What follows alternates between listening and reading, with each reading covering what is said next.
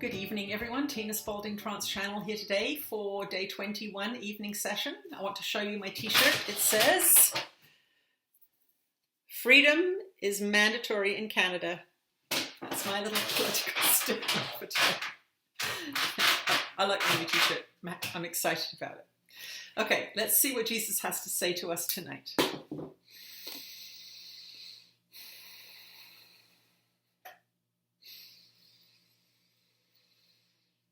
You are blessed beings indeed. I am that one that you know as Jesus, and freedom is mandatory for all of you. You will not be happy if you're not free. It is your God-given right. You are made in the image of God, and freedom is one of the most important things for you.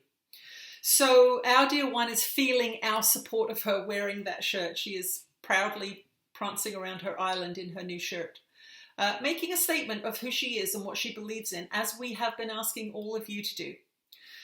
There is an issue that's coming up for many of you, and that is the idea of the pressure of the times. There have been some people wondering about December 21st and what that means. Well, the politics and the power plays that are going on behind the scenes are coming to a head as it relates to the American election. And there are strategies in abeyance for in response to the election results. Now, we want you to understand that the people in power are really not in power.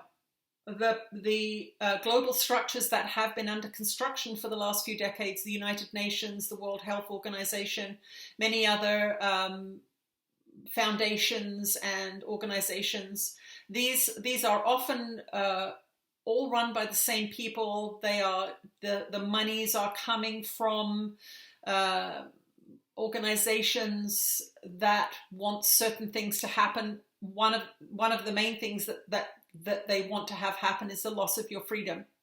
They want to digitize and itemize every single thing on this planet, every single person, and this is what these vaccines and these digital ID things are about, and so on and so forth.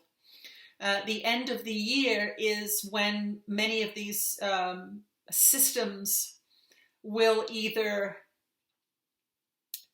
hold on to their power or bring in extreme measures to try and take back their power. So it's very important that you understand that the United States is seen as a beacon of freedom. Even though it's not free, the population is mind controlled by television and the education system and so many things. But there is a belief in the idea of freedom in the United States of America. And the current president firmly believes in those freedoms. Now, those freedoms seem to be counter to some of the loving propaganda that's coming out of some of these other places. You will notice the name the United Nations sounds wonderful, but its agenda is not wonderful. The World Health Organization sounds like a wonderful organization. Its agenda is not wonderful. And you will see that the current president of the United States has made some withdrawals and statements and has removed the United States from some of these systems. And those that are ignorant of the power plays that are happening see his actions as old-fashioned or racist or parochial in some way. What he is actually doing is taking back the United States power. He is attempting to take back the United States freedom to do as they choose, to have the laws that they wish, to have the system of democracy that was originally planned when America was brought forth into existence. You must remember it's a very young country. It has not been in existence for very long, but the laws and tenets of those that set up the country were to fight against oppression, to fight against monarchy, to fight against the rule of corrupt governments. Now, yes, the government of the United States has become a behemoth. It has become a huge corrupt monster. But there is a reclamation process underway, fueled by the increasing energies of the ascension timeline. So you are not the only ones being motivated by this timeline. There are people in positions of power being motivated by an increasing belief in love, kindness, unity, and these kinds of things. But not unity in the sense of borderless socialism or communism. Unity in the form of communism goes against the basic tenets of the human soul, which is freedom, self-expression, love. So if you look at places that are fully socialist or communist, there is no place for freedom. You are not allowed to express yourself. You are not allowed to be uniquely you. You are not allowed to excel in a particular area because you are pushed down, you are limited, you are controlled. So communism and socialism do not fit the soul of the human at all. And there are beings on this planet that see this and know this. There are beings on this planet that are believing that a more socialist way is better. Now, socialism, as seen from Spirit's point of view, can mean being kinder, sharing what you have with others, but it must be voluntary.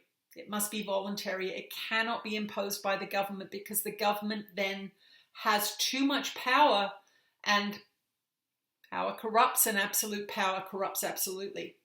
So there is a reclamation of individuality happening here, a reclamation of boundaries happening here that is in fact coming from a healthy place. The December timeline is when that decision will have been made by the voters of the United States of America, whether or not that vote is legitimate or fair or truthful is a whole nother question, but there will be a decision made. And so the next level of the power play game is going to be initiated in that month. This is what is coming, and the astrological alignments are working towards a resolution.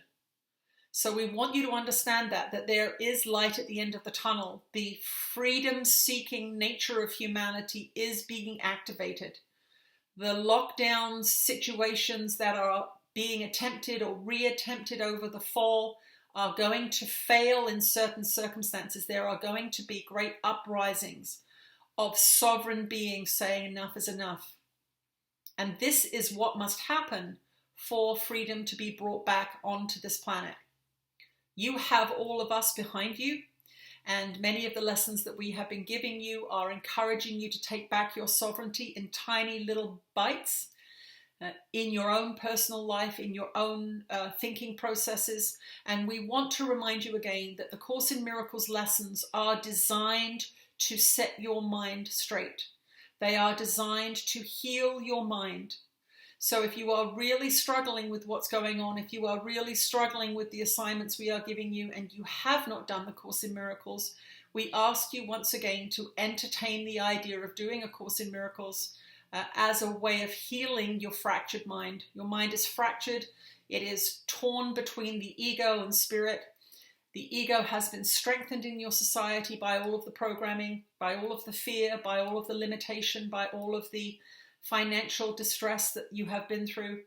And we want you to understand that it is only through a systematic, guided process that you will be able to come into a place that is more peaceful, more powerful, and more loving. I am that one that you know as Jesus, and I will speak to you again tomorrow. Okie dokie. Thank you for joining me this evening. I'll see you tomorrow. Bye.